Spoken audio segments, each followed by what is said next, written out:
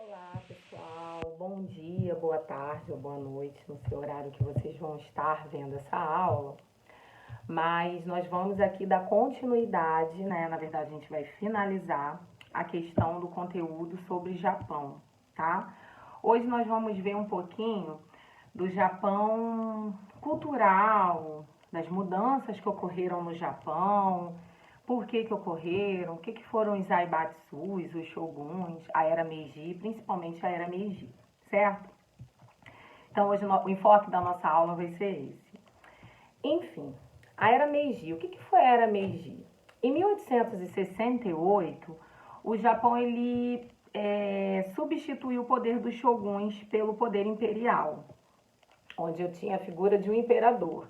E esse imperador era um jovem imperador, era chamado de Mitsuhito, conhecido como Meiji, por isso esse nome, a Era Meiji.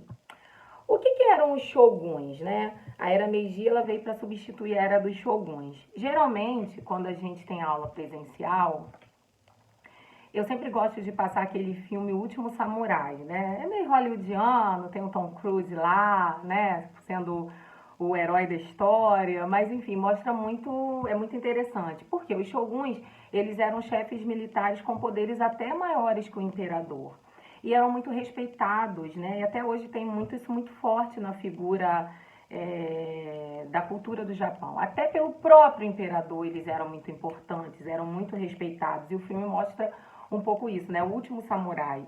O último shogun aí que era tão respeitado, mas era impossível ter a Era Meiji e os shoguns juntos, porque eles eram contrários, né? Os shoguns eles eram contrários a essa modernização, essa mudança, essa revolução, e o imperador ele já queria isso.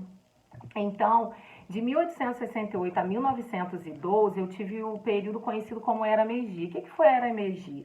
A Era Meiji no Japão foi um período de grandes mudanças, principalmente porque nessa época o Japão ele fez a sua revolução industrial, ou seja, eu passei aí das minhas indústrias, uma indústria mais manufaturada, né, as coisas mais artesanais, feitas, né, à mão, para uma figura da entrada das máquinas, né, na produção aí do Japão.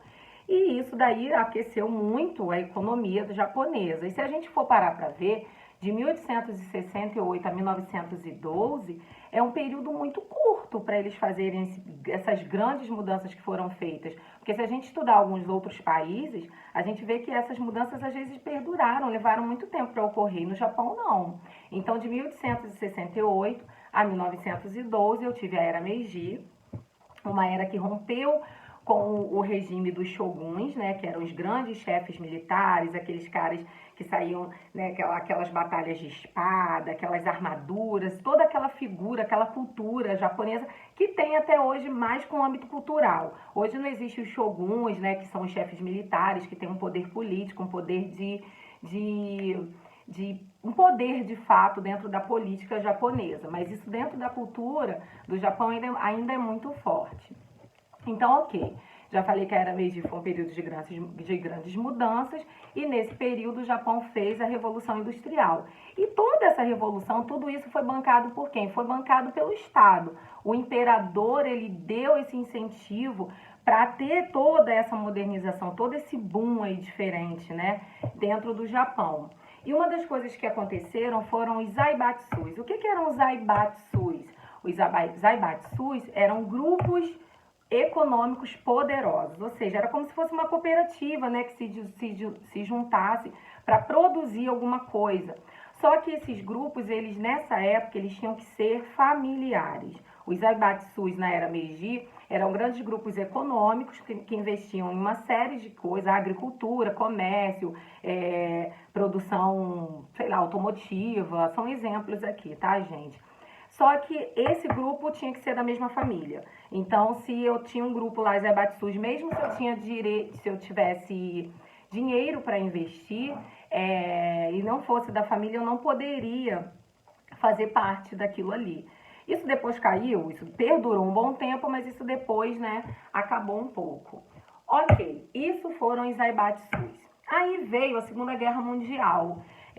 Se nós formos, né, nós já estudamos a questão, o Japão ele saiu muito arrasado, destroçado da Segunda Guerra Mundial, principalmente lá com a questão das bombas atômicas de Hiroshima e Nagasaki, sofreu um ataque dos Estados Unidos.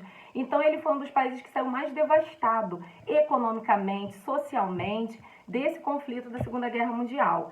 Mas ele conseguiu se recompor aí, economicamente, ergueu, né, algumas cidades totalmente devastadas. E como que isso aconteceu?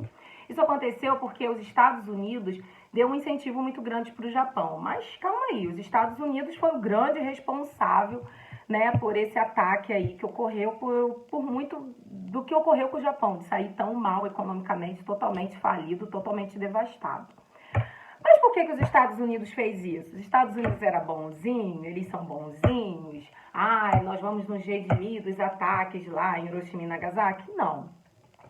A gente falou pra caramba aqui no início da questão da Guerra Fria, né, dessa política aí, dessa tensão mundial entre socialismo e capitalismo. Então, ou seja, esse período pós-Segunda Guerra Mundial foi justamente esse período onde esses dois eixos, né, esses dois eixos do mundo, esses dois blocos da União Soviética, né, muito sendo liderada ali pela Rússia, e os Estados Unidos no lado capitalista. Eles queriam o quê? Eles queriam força, eles queriam cada vez mais países ao lado deles. Então, como eles temiam investidas soviéticas no Japão, eles deram esse incentivo aí, na verdade, para trazer o Japão para o seu lado, até mesmo porque ele estava devastado, estava. Só que a era Meiji e outras coisas aí mostravam que o Japão ele tinha uma capacidade muito grande de se recuperar num curto espaço de tempo. Então, depois da Segunda Guerra Mundial, o Japão também ele se recuperou economicamente e em outras esferas também, muito bancado pelos norte-americanos, pelos Estados Unidos, certo?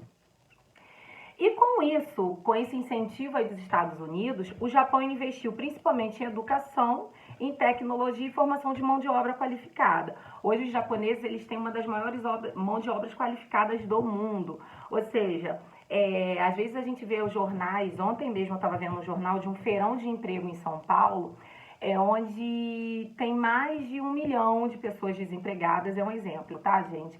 E eu tenho 10 mil vagas. Mas mesmo assim, com o número de desempregados tão grande e o número de vagas muito menor, muitas das vezes, essas vagas elas não são preenchidas porque as pessoas não têm qualificação. Às vezes é para trabalhar utilizando alguma tecnologia aí de informática, as pessoas às vezes não têm. É para trabalhar utilizando, sei lá, vamos imaginar aí.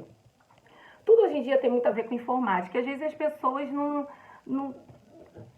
tem um incentivo do governo para isso. Então, o Japão ele tem uma das mãos de obras mais qualificadas do mundo. E isso vem desde esse período, pós-Segunda Guerra Mundial. Então, o imperador ele investiu nisso e ele foi bem sagaz, né? Porque hoje muitas das tecnologias que a gente vê do mundo aí é do Japão e também da China. Diz aí o TikTok, né? Esses aplicativos aí todo moderninhos, é chinês. E tem outros também que são japoneses, certo? Então, aí, com o incentivo em educação, em mão de obra, em tecnologia, o Japão teve um crescimento industrial mais vertiginoso ainda, num curto período de tempo. Ou seja, ele cresceu mais ainda, ele investiu mais ainda nesse setor. Alguns observadores internacionais falam até que o Japão, pós-Segunda Guerra Mundial, num período curto de tempo por conta desse incentivo, foi até um período considerado um milagre econômico aí no Japão, certo? Então, ou seja, Segunda Guerra Mundial, incentivo norte-americano, porque eles tinham o quê? Um receio de uma investida soviética, dos soviéticos darem esse apoio, por isso os Estados Unidos deu, e por ser um país capitalista, né?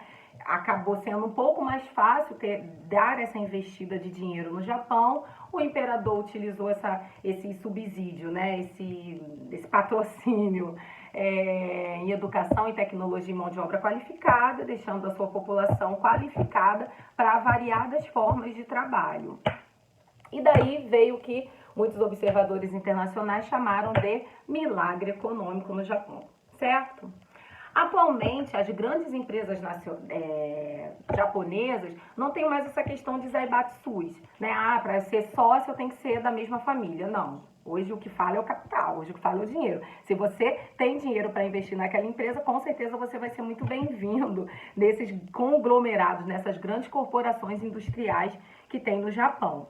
Então eles formaram verdadeiros impérios industriais e fecham o ano com um superávit, né? Com bilhões de dinheiro aí, bilhões de dólares pela sua produção, pela sua venda. Exemplos de empresas aí do Japão, né, que são essas grandes corporações, nós temos a Toyota, a Nissan, a Honda, a Nippon e várias outras aí que se vocês pesquisarem, vocês veem. Todas essas empresas são japonesas e lucram bilhões de dólares todos os anos. Tem obrigação de ser da mesma família? Não. Hoje o que fala alto é o capital, é o social como de sociedades, né? Se eu tenho dinheiro para investir naquela empresa, eu vou ser muito bem-vinda ali, certo? E essas empresas superam bilhões de dólares. O Japão tem uma economia bastante, como é que eu posso dizer, sedimentada, né? Aquela economia fragilizada, né? As pessoas falam que o povo japonês é um povo muito disciplinado. A educação lá é muito importante, é muito respeitada, né? Ao contrário de alguns países, principalmente como o Brasil. Mas, enfim, é cultural. Eu tenho muita vontade de conhecer o Japão, espero que um dia eu consiga. Então é isso, gente. A era Meiji, a economia japonesa, e por aqui ficamos com o Japão e teremos um exercício de revisão dessas matérias, tá bom?